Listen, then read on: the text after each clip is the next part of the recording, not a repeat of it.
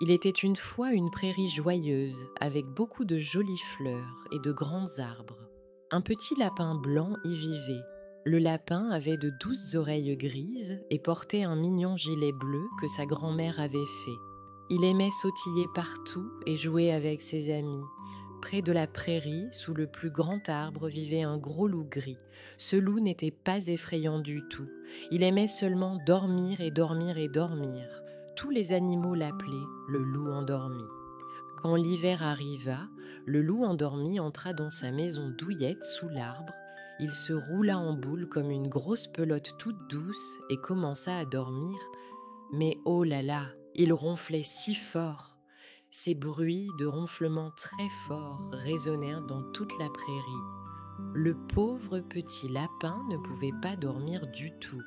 Les bruits de ronflement forts le tenaient éveillé toute la nuit. Il mit ses petites pattes sur ses oreilles, mais il pouvait encore entendre les ronflements très forts. L'hiver était fini et le printemps était revenu.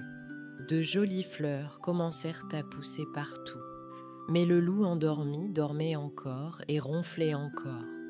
Le lapin était si fatigué parce qu'il n'avait pas bien dormi depuis si longtemps. Un jour ensoleillé, le lapin dit « Je dois faire quelque chose ». Il sautilla jusqu'à la maison du loup et cria vers le bas « Monsieur Loup, réveillez-vous, le printemps est là ». Mais le loup continua de ronfler. Il ne pouvait pas entendre sa petite voix. Le lapin essaya beaucoup de choses pour le réveiller. Il sonnait une petite clochette. Il demanda à ses amis souris de couiner très fort.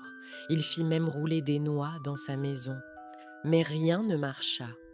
Le loup, endormi, continua de dormir. Le lapin s'assit sur une souche d'arbre et commença à pleurer. Ses amis vinrent voir ce qui n'allait pas.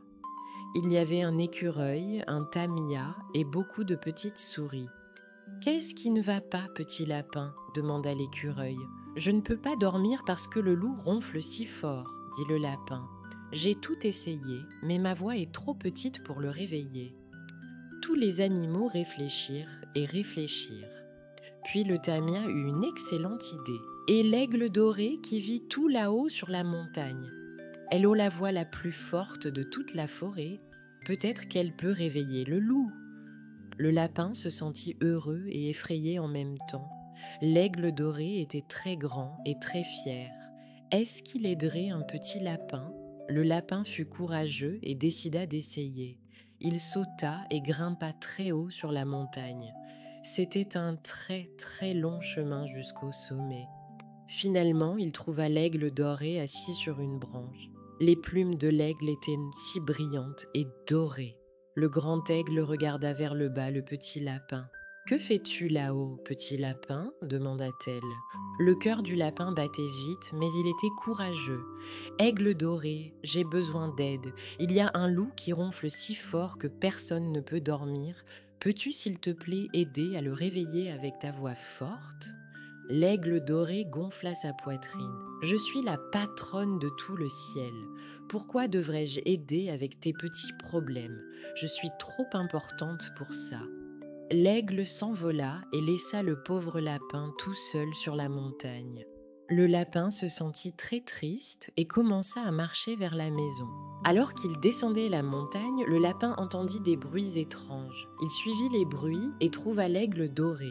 Mais l'aigle était coincé sous une grosse branche qui était tombée sur elle. « Oh non, est-ce que ça va ?» demanda le lapin. L'aigle avait l'air très contrarié. « Je suis coincé, petit lapin. Cette branche est tombée sur moi et je ne peux pas sortir. Mais s'il te plaît, ne dis à personne que tu m'as vu comme ça. » Le lapin aurait pu simplement s'en aller parce que l'aigle avait été méchante avec lui. Mais le lapin avait un cœur gentil. « Laisse-moi t'aider, dit-il. « Comment quelqu'un d'aussi petit peut-il m'aider ?» demanda l'aigle. Mais le lapin travaillait déjà dur. Il commença à creuser avec ses fortes pattes arrière. Il creusa et creusa autour de la lourde branche. Puis il trouva des pierres et des bâtons pour aider à pousser la branche. Il travailla et travailla jusqu'à ce que finalement la branche bouge juste assez pour que l'aigle doré puisse se libérer. L'aigle battit ses grandes ailes pour s'assurer qu'elles allaient bien. Elle regarda le petit lapin qui avait travaillé si dur pour l'aider. « Petit lapin, dit l'aigle doucement, je n'ai pas été gentille avec toi avant. Tu aurais pu me laisser ici, mais tu m'as aidé quand même. Tu es très gentil. Je suis désolée d'avoir été méchante. » Le lapin sourit. « Ce n'est pas grave. Je suis juste content que tu sois en sécurité. Maintenant, laisse-moi t'aider avec ton loup qui ronfle, dit l'aigle doré. Monte sur mon dos. » Le lapin grimpa sur le dos de l'aigle et ils volèrent dans le ciel de retour vers la prairie. Même très haut, ils pouvaient entendre les bruits de ronflement du loup.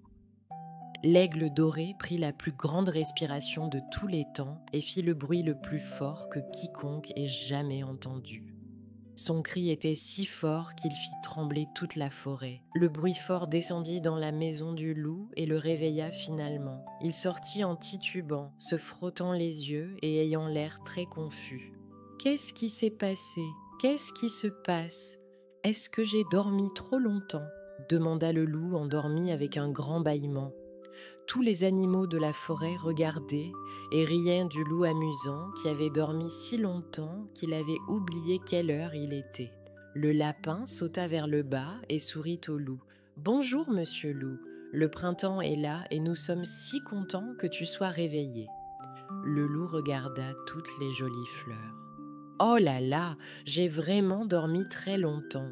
J'espère que mes ronflements n'ont dérangé personne. » Le lapin rit.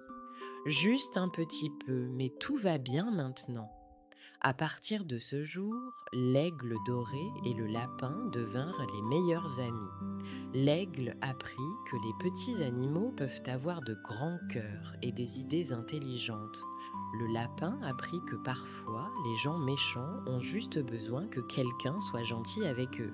Le loup endormi eut un réveil pour ne plus dormir trop longtemps, et tout le monde dans la prairie dormit bien chaque nuit. Et ils vécurent tous heureux pour toujours.